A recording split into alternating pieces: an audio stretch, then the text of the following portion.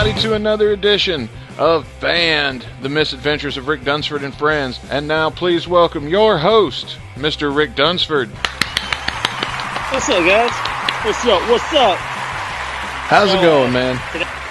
Well, pretty good, man. And we got a special guest here with us that's been a part of nearly every adventure. You know, up until when you came into the picture, Dustin, and then it's like, what? And then you continued the adventures with me. Now we're all back to share all of our adventures, man. So it's pretty wild. But this is on the line. We got Matt Kennedy. What's up, Matt? What's up? How are you doing? Man, it's good to hear from you again. It's good to be like all three of us together, because that was a very short period of time there that all three of us were kind of together. And then I went to Jeff City. Matt went to Colorado, I believe. That's right. And so now we're back together thanks to the power of the internet. And we're coming to you in today's adventure. Rick and Matt here are going to tell us the story of when they went to see Green Day in St. Louis. But before we get to that, we're going to kind of follow up with what we did last week. If you guys listened last week, you kind of got to hear a little of Matt Kennedy's voice. Maybe not his real voice, but you still kind of got to hear some of his work. I wouldn't call it work. Matt is the one in the Dwayne prank call that we played you. And if we play more of these in the future of this show, it's probably going to be Matt's voice that you'll hear prank calling Dwayne, who you all got to kind of meet last week. So let's talk about that for a second. Matt. Yeah. How awkward was that conversation? Oh, you must be talking about the part where I made him jack off to me? That part? Yeah. Oh, well, it was a long time ago, and I really had to access that inner gayness, because that's the only way to be able to pull this off. I wasn't just going to make him just beat off because I know that wasn't going to work. I had to I had to warm him up a little bit, so I had to actually be a chick for a moment. And I don't know, man. I just kind of went with it because I really wanted to make sure that we got him to climax, like, for real. And so I just worked my way up there, and I just knew I was just looking so forward to finally laying down that deep voice during orgasm. I was just, you don't even know. You should see my face, dude. I was blowing up. Hey, what was great about that call, though, was whenever Matt was getting off, well, allegedly getting off, and then Dwayne, you can hear this mug just whacking. He just whacking away. Yeah. This son was whacking. Hard. There used to be a video when Matt first recorded this. I have long lost that video, but there used to be a video because Matt didn't know his webcam was on when he first taped this call. And the video itself, like, you can see Matt, like, trying to not laugh and stuff like that. Like, you can see him, like, holding back. And then you can see, like, in his eyes, oh, yeah, I done got this bastard. Wait, are you telling me that there is a freaking video of me? Because, so somebody found a webcam video of me doing this? Because I've never known about this. It's there was a webcam video of that, and one of the ones where you called Dwayne pretending to be the devil. And those two videos to them at one point. I don't know whatever happened to those. I don't. Well, what's funny is, like, last night, after we finished our first episode, me and Dustin were looking back at my old email. And then I was asking Dustin, I was like, what's your email? Because I was going to see what all stuff I sent them, because looking through it, man, I found every call that me and Matt had. Because when me and Matt exchanged these emails a long time ago, I think I might have had a different email. So I know that whenever you came into the picture, I had my permanent email at that time. And that's how I was able to find all this stuff, because of my history of sending it to you. But, yeah, I still have one video. It was the Castiel video and the Cassia. Yeah. And what's funny about that whole thing was it was completely built around the TV show Supernatural. The whole storyline of Supernatural. That's one Yeah, we'll that's have all to it come was. back to. We're going to have to come back to that one because that one deserves another episode when we have more time to dwell on it. Matt, first off, let me ask you something. How the hell did Rick talk you in? How did Rick come to you and say, how does he present this idea to you that I'm going to get you to get my friend to jack off? Well, let me go ahead and first say, because I really need to clear the record on this. I'm not actually gay, people. Okay, I know I really played that well. No, not that there's anything wrong with that. It's just Dwayne's not the. Of course. But okay, so anyway, the presentation of this, or the proposal of making this happen. How did it start? Well, yeah. I almost feel positive that part of it was me coming up with myself. Strangely, because I know that sounds weird, but it's just why would you want to come up with having him jerk off to you? But I think it's we both were talking about it, and then at the end you say you're a dude the whole time, and then it just right into that story, and we just got this whole thing built and just went for it. You gotta understand, guys. It's I cannot the word homophobic does not apply anywhere better than it does with Dwayne, because he is actually scared. You would think he saw a spider or something.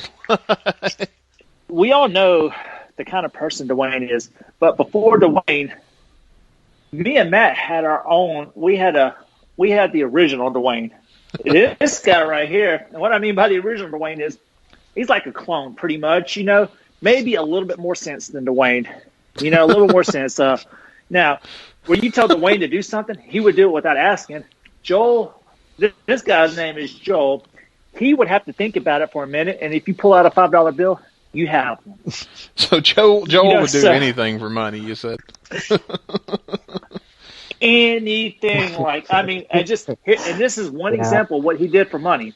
Matt bought a chocolate X-Lax, and I remember we got a chocolate Hershey's bar wrapper, and we melted it a little bit, and we wrapped it up.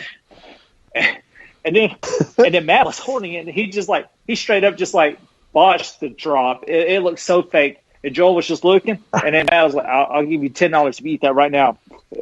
No questions asked. Joel picked it up and ate it. Now, Matt, tell him what happened after he ate this. No, but see, no, because look, it wasn't just that. He ate 3 different types of X-Lax that day, remember? Oh, God. Yeah, the chocolate wasn't working right away.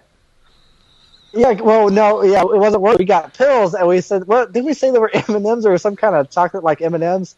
And he ate, way more than what I think he was supposed to. And somehow we convinced him to drink X-Lax that milk. I don't know how we convinced him to do that, though. I think it was money, man.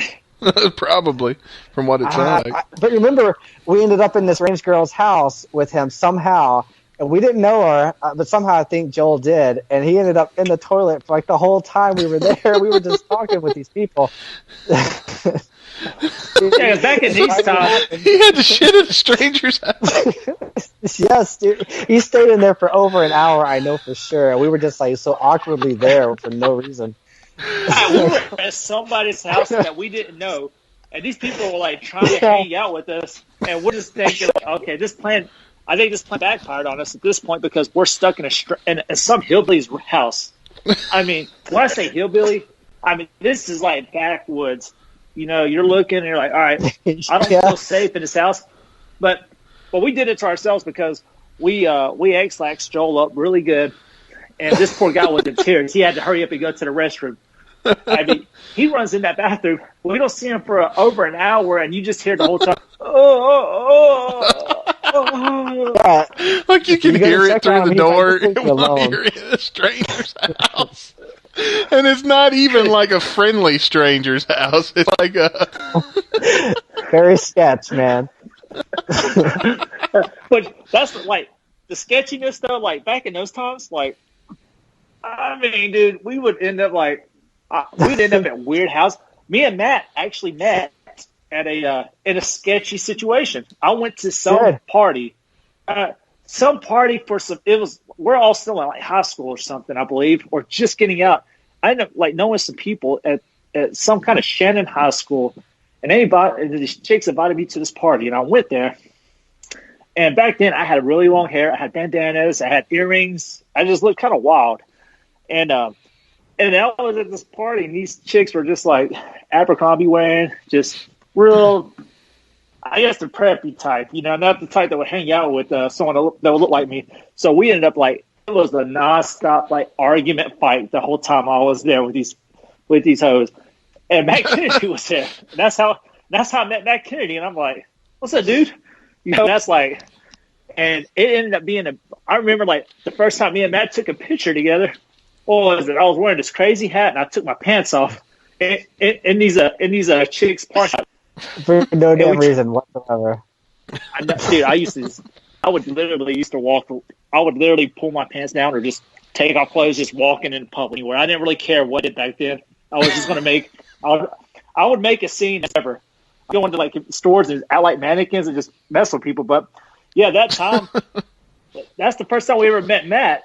And from that time, you know what I mean? Like, that's how we got into all of our adventures right there. That day that we met at that party. And then, do you remember the first thing you did? Like right when we were in the same room together. Remember the very first thing you did? No. What happened? I can barely remember anything. So look, when I walked into that house, I had no idea who you were at all.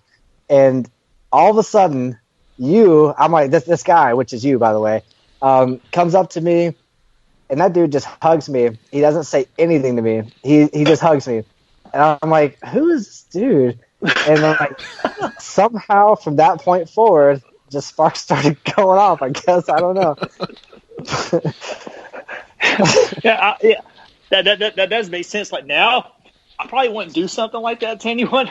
But back then, you know what I mean? Like, I would go and just, like I said, I would just go hug some random person and be like, what's up, dude? So we're talking like 04, 05 when you guys met? Yeah, because, what was that? That sounds right. Because you said you were getting out of high school. Me and Rick are like the exact same age, minus 3 or 4 days. And so I graduated in 04, so I felt like that was probably about the time. I feel like 04, roughly, yeah. Well, because in 04, we went to that Kentucky show with the dishwashers, and so that was our, I think that was our like first trip, wasn't it? So that right there, it was probably at the beginning of 04 is when it happened, at the very beginning or at the very end of 03. Okay. It's around that time somewhere. So I'm gonna get us back on track so we can talk about the Green Day show. What year was this that you guys went and saw Green Day in St. Louis? Oh my God, I do not remember. Matt, can you bring this date up because I don't even remember the venue. It was the Gaylord Entertainment Center. Like, I don't know anything other than that. The year, man, it escapes me. It was during, like, I'm pretty positive it was during high school, so it had to have been, like, 05, maybe something like that. That's a 15-year-old story right here, bro. 15 years old. There was, all they had was general admission, and they were pretty much sold out. But somehow you guys had acquired a stage ticket. Oh, yeah. Okay, Matt, Rick, and Joel, they're on their way to see Green Day in St. Louis, but Joel doesn't know that they're going to see Green Day. What was it that you told him that you guys were going to go see instead? Well, we were gonna go see Backstreet Boys, and I don't understand how that was such an easy selling point to him, like over Green Day. I guess just to see if he would want to go with us. So why did we do that? So you told him you were going to see Backstreet Boys but like in Atlanta, right? Like not even in St. Louis. Yeah. I don't even understand why that seemed to be the best thing to do to him. Like, I guess it's just to see how far he would believe it. Maybe that's what it was. And another thing, too, we'd always come up with stories that would just kind of like a normal person wouldn't fall for, but we knew the kind of people we had with us, and so we knew 100% that this guy was going to fall for this one right here. 100% knew it. So you gave him the side stage ticket, and when we say, now that sounds like a pretty sweet ticket to have a side stage ticket to Green Day if you don't know what a side stage ticket is. But why don't you guys explain to the audience who may think that this is a pretty sweet gift to give somebody a side stage ticket to Green Day? What is a side stage ticket? It's like, okay, so a side stage ticket in reality is a ticket that is at the side of the stage that is like way up high. It's the worst possible ticket you can acquire because you really can't even see the show. You're just kind of seeing the screens on the TV. A side stage ticket to Joel means this is a seat that is actually on the stage, the side of the stage. So all it took was convince him to come with us.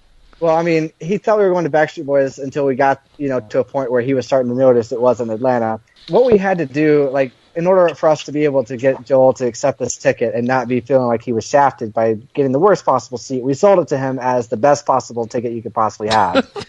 So you just didn't tell him that. So the way we could keep him from feeling ripped off is we just didn't tell him how shitty the ticket was. So what we were hoping is he would just walk in there and try to find his seat. He'd go to some guy to tell, some worker there to go tell him where it is. And then we were going to see him way up there in the nosebleed, like just on the side. And I just kept looking for him. And it's funny because we never ended up seeing him. Okay. Pause on that because I know where that story's going. We're not going to get there yet. At what point did he start realizing, was it about the time you got to Memphis? I remember at one point he said, when he did notice the St. Louis sign, he says, we must be getting pretty close. Dude, where do you think St. Louis is? Look, man, this guy, he's never left Mississippi. He doesn't know too much about geography or anything, so he doesn't know where anything is. So, like, he thinks the White House is in the state of Washington, You guys left out the night before. Why did you leave so early? Because you got there at 10 o'clock the night before the concert. Like, why? Well, the show was sold out. Hence the reason why Joel got the side of the stage ticket. Because once the venue sold out, they're trying to figure out a way to open up more seats to get more people in, because it's sold out at this point. So they open up a section for the side of stage, with the obstructed view. Mm-hmm. So that's the reason why we got there early, because we knew it was going to be a sold out show, and the whole floor was general admission. Okay. So we got up there about 10. Yeah, we got up there about 10 o'clock that night, pitch black. And there's probably about 20 to 30 fans in line already. And then that's where I'm in. Matt, I'll let you take over here. This is where the fun begins.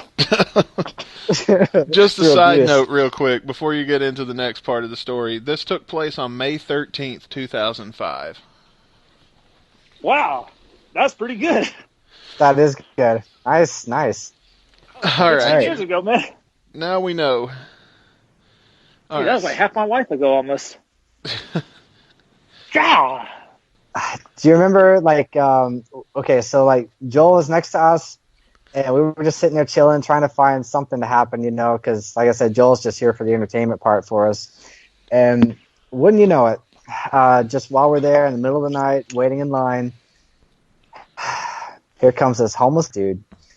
And he just comes strolling along, and he's just kind of hanging around. I think he was asking us for money or something, and Rick and I knew at that moment, this was a chance to capitalize on something so amazing. This is an opportunity that we can somehow get Joel into. And I don't know why I thought that this guy would be cool with gay sex acts, but I just had this feeling he would be.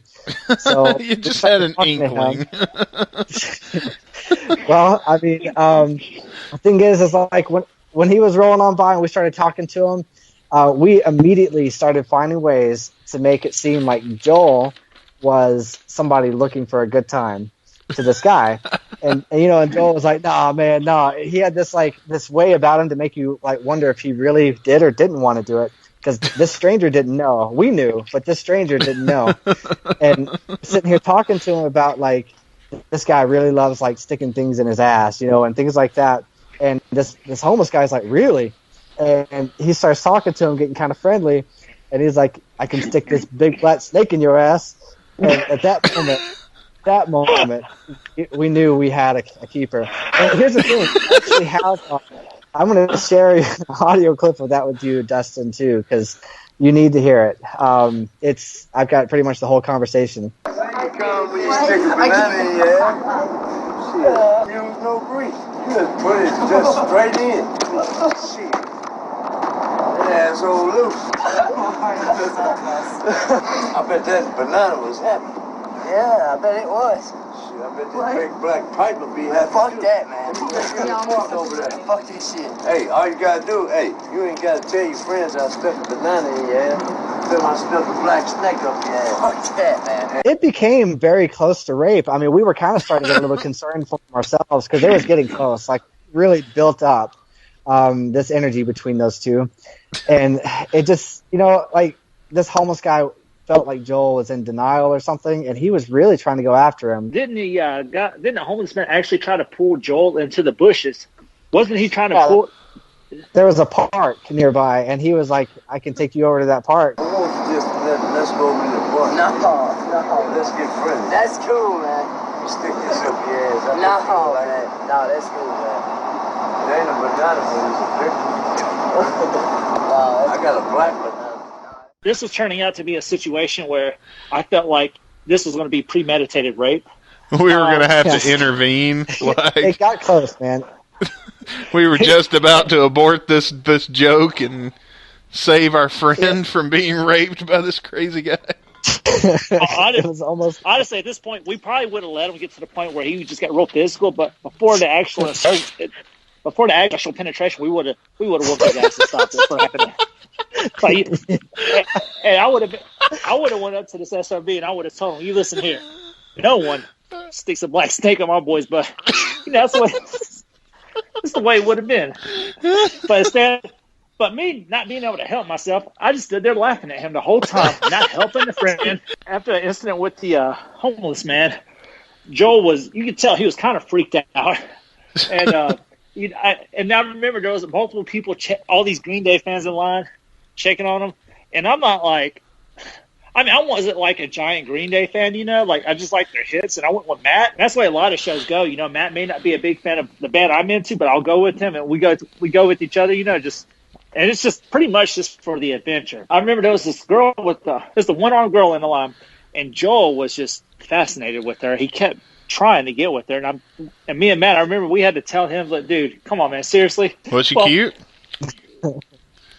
She had one arm.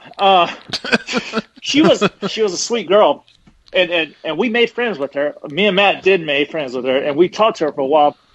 And come to find out, her and Matt had a common interest. What was that? Wait, no, me and her, just me and her. Yeah, what was yours and hers and Joel's common interest? Oh, we all loved the band Hanson.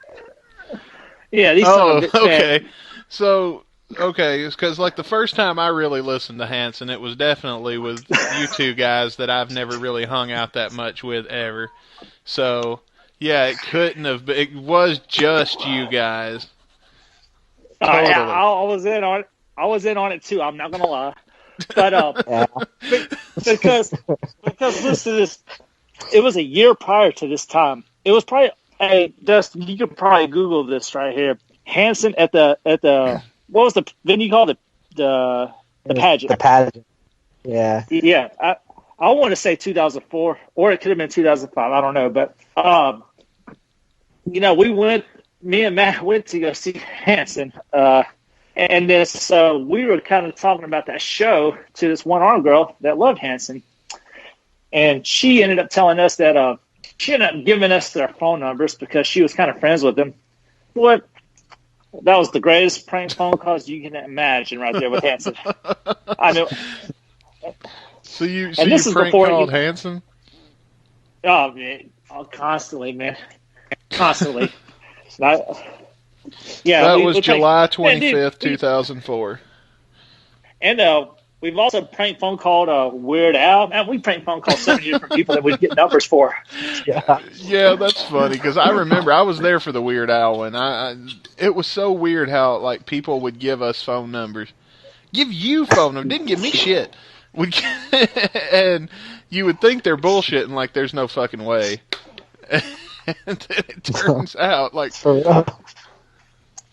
You know, and I had this number saved in my phone for many years until they changed it. You know, I wonder why. So he's standing in line because his ticket is secured. Now, you guys, I'm sure, have moved over to the box office where you're going to get your GA ticket. Well, I remember at one point Joel looking up and he says, "Why does that sound say Green Day? I thought this was the Backstreet Boys." Like while he was in line to people, did the ticket not say Green Day? He didn't look. No, I don't think we showed him. I think we explained it that he was getting side stage, and we were going to plan on giving it to him later on. I mean, he was bragging. He was like, "Yeah, talking about the Backstreet Boys." And someone finally told him it was Green Day. And he would come up and he would have this really serious look at our face. And when Joe walks up to you to talk to you, he don't do that social distancing talking. He comes up to you and stands right up on you. You know, where you can smell this breath. He's like, "Hey, what is this?" I thought this was Backstreet Boys. And where are we at? Are we not in Atlanta? That's like, his whole world is just like, you got to look at the shock that you saw. He was totally disappointed that he was not seeing Backstreet Boys. And then he got the shock of his life when he realized he was not in Atlanta. In fact, he was across the U.S. in St. Louis.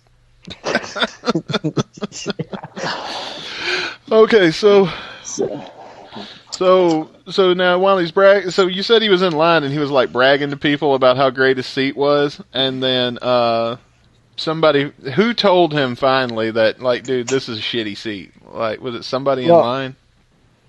Yeah. So basically, understand that we did not get a chance to hear any of this story until the end. And I feel like telling it in chronological order in the way that we found out might be the better way for you to understand, like, what happened here. We know that he's going to have to ask somebody to find it because there's no way he's just going to walk on stage. We don't see him the whole show. Like, we're like, where is he at? And it took us to near the end, to almost when the whole thing was over, we finally found him. He was sitting, like, in the front row, one of literally the best seats in the house. Damn. And I could not understand how the hell that even happened. He basically was literally standing in line with this ticket, and he met these strangers. He had to have been bragging about it. So I don't know why he decided to do this for him. But this guy felt sorry for him and told him where his ticket really was, and basically gave him a spare ticket he had in, like, the very front row. Like I said, the best possible seat. So then after all of that, Joel wins the day. Yeah, I think he had a better view than Rick and I did. How was that show? It was a big show. It's kind of like they got some advice from like Kiss or something. You know, a lot of pyro, a lot of just interactions. And I remember at one point in the show, Billy Joe Armstrong was trying to bring people up on stage to play guitar or drums or whatever instrument, you know. And he was looking right at me and Matt. And I told Matt, I was like, "Dude, just raise your hand, dude. Just raise your hand and go out there and do it, man." Because I said, "Man, this is your band. You got to raise your hand and go out there and do it." And he was like, "But I don't know how to play guitar." "It don't matter, man. Just raise your hand."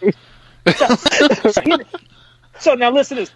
The lead singer of Green Day was sitting there looking right at Matt, you know, waiting for him to raise his hand. You want to come on stage to play guitar? Look, Matt's like, "I don't know how to play. I don't know how to play. I don't know." And then I'm scared, man. A little 6-year-old boy gets picked up, comes on that stage. The lead singer in Green Day hands him the guitar, and he says, "Look, it's the easiest song in the world. All you're going to have to do is strum this, din, din, din. Like, just do something like that over and over again." And then I'm thinking the whole time, I'm like, "Son of a bitch, I should have raised my hand." Now that little kid, so now that little boy's getting that. He got that guitar. Like, they let him keep it. Remember? I know. That's what I said. We should have raised our hand, man. That could have. I know. I remember after the Green Day show leaving, I remember I had a good time. I was exhausted. I was wore out.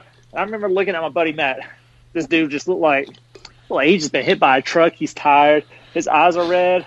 And then you say, buddy, can you drive? Well, it was Matt's car. Well, see, it's Matt's car. So, like, whenever when he tells me he's ready for me to drive, that's when I'll drive. You know, the last time I drove Matt's car, you remember that, Matt? It was on the way from Little Rock, Arkansas, and that four-wheeler was big rig was trying to run us off the road, and then the cops got on the phone. Dude. Yeah, see, that's why he won't let me drive his car, because if someone tries to cut me off, I try to cut them off. You know, it's like a battle. It's like a game of chicken on the road. Rick is a really good driver. My car. I love how, like, you're telling me, like, it's like a battle of chicken. Like, I'm not going to play that shit. And we can already established in the last episode what kind of a driver Rick is. Right. I want to point out Rick was driving in the last episode. That was my only wreck. And you guys didn't stay in St. Louis for the night. Like, you're just going to go ahead and kick out the 6-hour drive immediately after the show, even though you got there at 10 o'clock the night before, have literally been well over 24 hours at this point. And you're heading back home. Did anything go down on the way back to Mississippi? Well, so we were driving back, and I know that, you know, like you said, it's been over 24 hours. It's night going back. I mean, it had to have been like 2 o'clock in the morning. We're taking this drive back, and it's just nothing but highway, cornfields for those several hours. And, talking about Little Rock? Were you going through Little Rock? Don't think so, actually. I don't think so. I think we were going straight home on 55, so it was going right down through Memphis. But, like, I remember when we were driving back, you know, Joel was sitting there to this, basically in my passenger seat, and Rick was laying down in the back. And, of course, he was getting his sleep, and then Joel started to sleep. So I was the only one awake driving in the middle of the night. And it's like, I don't know, man. Rick. I mean, you guys, hang on a second. We're trying to tell the story. You guys can't see what's going on because it's not a video podcast. Rick is distracting us with. That is some bullshit. All right. Now. Proceed. So, like, the biggest. We're sitting here driving back, right? And then, like, both of my passengers are asleep at this point. It's in the middle of the night. I'm sitting here just trying to stay awake. And I'm usually pretty good. I've never had anything happen to me in the past, so I just gave it a shot. And it's my car. I don't feel comfortable having someone else drive me home, unless it's me. So we're sitting here driving, and then I start to slowly feel it, like that feeling of just like, I don't know if I can make it. That's the rest of this trip. And I'm just kind of drowsing in and out, and I feel my eyes kind of just drooping down. There's no traffic whatsoever. I mean, it's just nothing but an empty highway in the middle of the night. Oh, and yeah, that's scary. Next thing you know, well, it's like I literally fall asleep at the wheel at that point. And oh, shit. I'm just driving. We're talking like 70, well, for that age, probably 90 miles an hour. And just sitting here just trucking. And I'm sitting here falling asleep at the wheel with two people in my car. And luckily, I hit this giant-ass bump in this ditch, and it lifted us.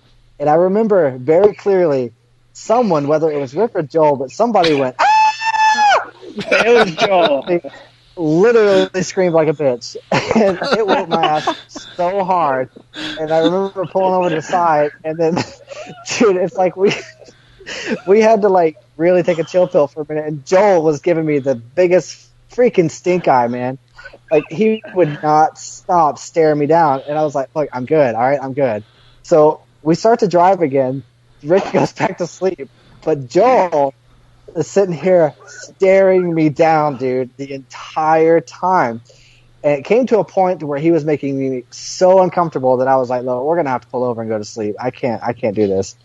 So we pulled into basically a Dairy Queen and slept for the rest of the night. Nice. Were they having the car show at the time? I don't remember any of this. I don't remember. I remember I remember the almost wreck, and I remember Joel looking at Matt, ready to kill him, because Joel was so scared of what happened. Right? So scared, man. When he was staring at Matt, I'm not talking about just looking at him staring. I'm talking about his nose was literally like 2 inches away from his cheek, staring at him, and Matt's just kind of looking like, "All right, bro, chill out, man. Come on." So that's pretty much it. And after you guys woke up and you went home, nothing else really happened, right? Dude, I don't remember a lot of this stuff, man. It happens like, I'm sure something probably wild happened, but pretty much the way these trips end, we'll all go a separate paths, and then we'll all hang out the next day and just plan our next trip, So we, I know that one right there was the most memorable thing about that trip was the black snake. I mean, we still laugh about that. Yeah, dude. But Matt, but like Joel ended up going off and just everybody just kind of goes their own separate ways. But Matt, thank you for joining us today. It's really good to see you. I don't know if I said this in the show or not, but this is the first time that I've got to talk to or even see Matt, even though it be virtually, in a very long 2011, time. I think. Yeah, since around Minerva. So, Matt, thanks for coming on. Everybody out there, thanks for listening. Rick, you want anything you want to say as we wrap up this episode? Make sure to like and subscribe and to tune in for the next episode, because the stories will only get better. Good night, everybody.